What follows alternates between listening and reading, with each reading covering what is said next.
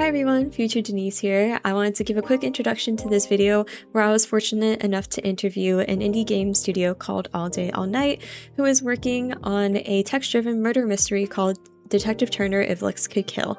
We talked about the inspiration behind the game development in general, and had really awesome conversations. So I hope that you guys enjoy the video. If you want to just introduce yourself and your studio and your upcoming game.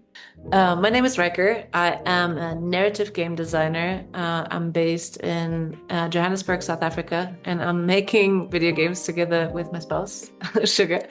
Our company is called All Day All Night. A little bit of a joke because we work together, we live together, and at some point we were working really hard and passing each other by in the middle of the night, topping up on coffee, singing "Work all day, work all night, Sugar and Riker life."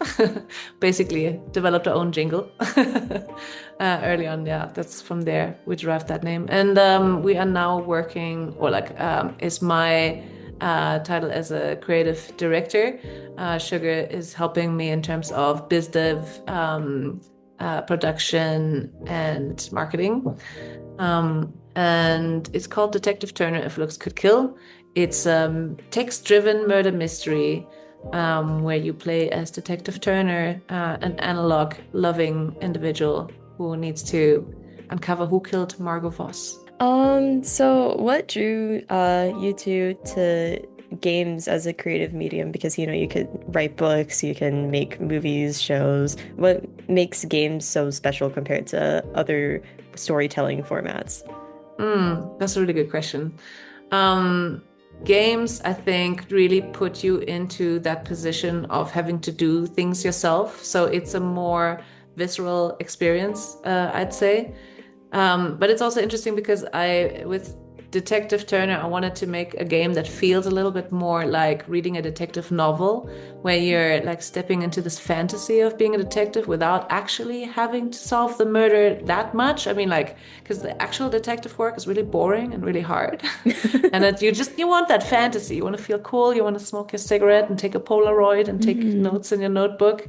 So I wanted to feel a little bit more approachable like that, not like this hardcore puzzle or this endless narrative with tons of branching things. So just like, yeah, feeling cool, like this trench coat wearing, cigarette smoking badass who solves crimes and has issues as a good detective has to have.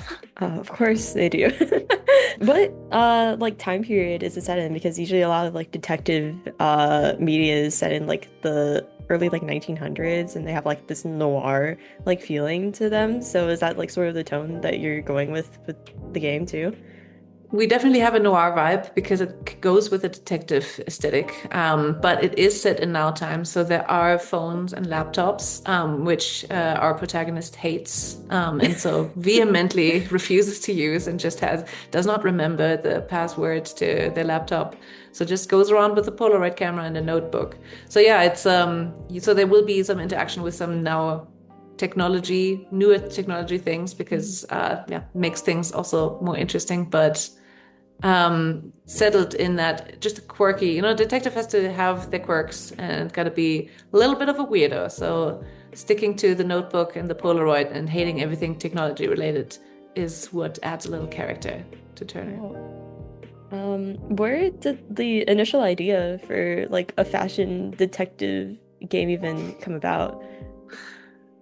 Initially, I started writing this and I wrote a classic murder mystery thing where the senator was poisoned in his mansion. And then I realized I have free will and I can make this about anything and anyone. And I'm like, I actually want this to be a really diverse cast of characters. I want people to be queer. I want, because I think that it serves itself really well for a murder mystery, for people to be super dramatic, for people to have this old beef with each other because everyone's influencing each other's careers and has helped each other or like looks like they help each other, but there is all these layers to uncover and all these different archetypes of, the tortured genius and the model that's probably addicted to drugs. Not that I don't think I have a character like that. But some tragic, some Yeah. some really evil people, or some people who just really abuse other humans and their need for each other and for the support. And I could just make a really interesting, fabulous cast of characters in that setting. Cool.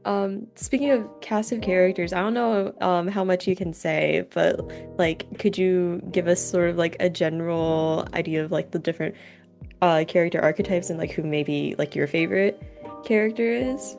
That's a really good question. So it's a big inspiration for my murder victim was Miranda Priestley from The Devil Wears Prada. Mm.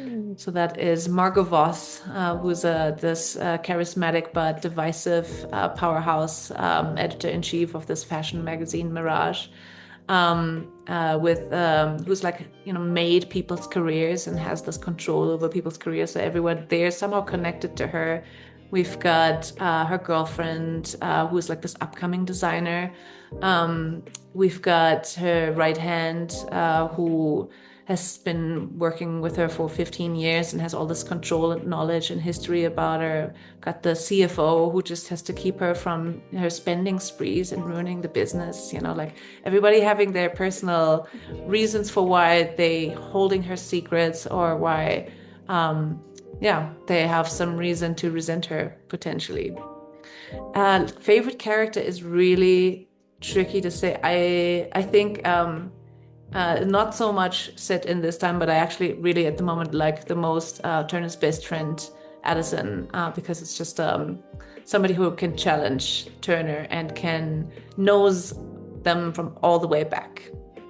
And is there any like direction or feeling you're excited to explore in future games? Are you thinking about sticking with more like narrative driven like murder mysteries, or are you like open to exploring different types of stories and different types of game genres? So I'm really into narrative games right now. I'm on the way to working on this game. I worked on a bunch of little smaller prototypes that all have a little bit of influence on it. So narrative design is definitely where I'm headed. So murder mysteries are complex. You need a lot of characters.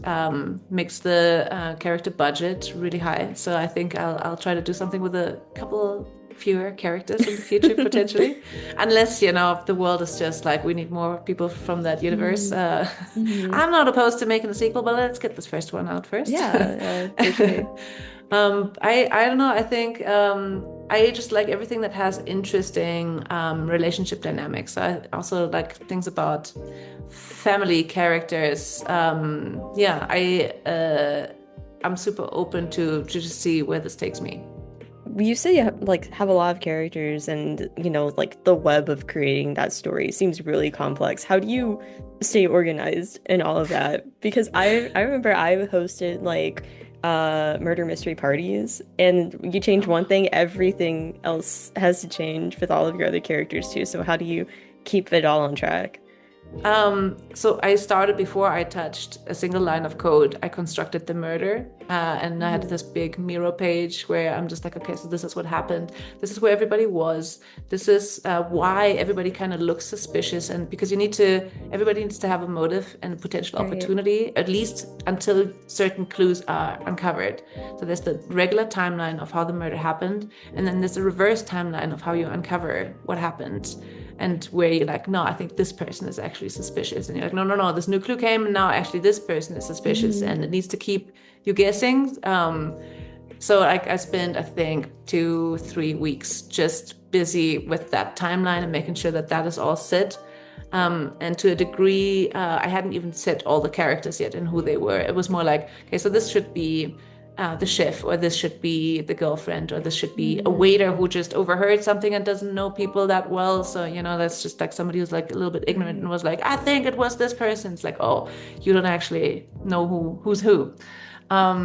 So, and then now I'm more like that. I'm like, the murder is set. This is how it happened, and this is how you'll find out about it. And these are the twists you're going to experience. Now I can really dive into the characters and their dynamics about each other, and why they have something to hide, because everybody has to have something to hide. And yeah, now I can, I'm using some fashion movie and archetypes, inspirations, to just be like, who could be this tragic designer and who could be my inspiration for how they got here. And what would you say has been your biggest challenge and the most rewarding part of developing Detective Journer? What I find really rewarding is that this is my first big solo dev project, where I'm engineering everything myself. So I'm learning a lot about good code hygiene, or I'm being continuously taught.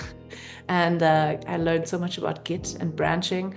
I'm collaborating with an art team, so I've got a concept artist and a 3D modeler, and I had a VFX team, and getting all of that together. So it's also, but it's not we're a whole team sitting together. So I think I can move really fast. I can just follow. I don't have to explain necessarily too much. Everyone's just like, what's next? What character is next, and how do you want them? And so it was really fun working together.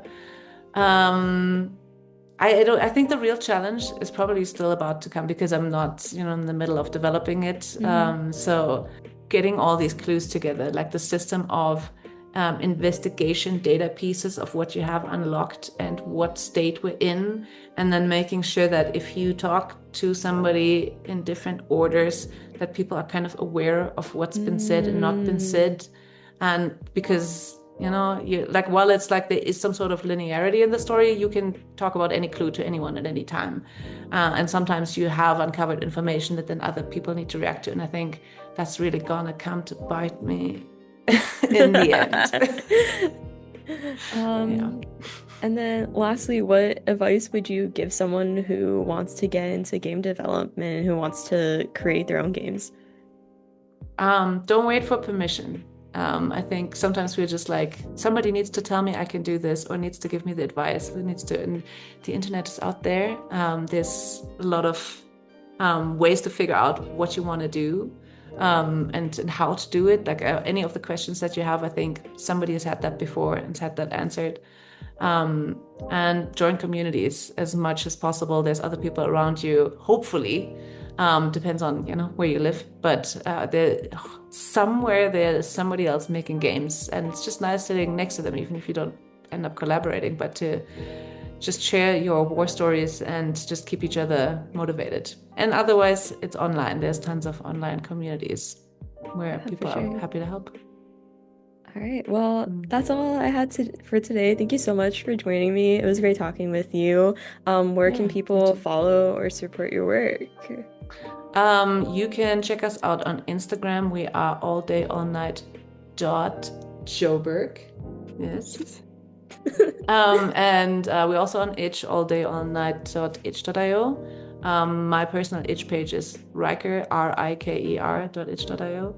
And hopefully by the time this video comes out, we'll have our page out on Steam, Detective Turner, If Looks Could Kill, wishlist.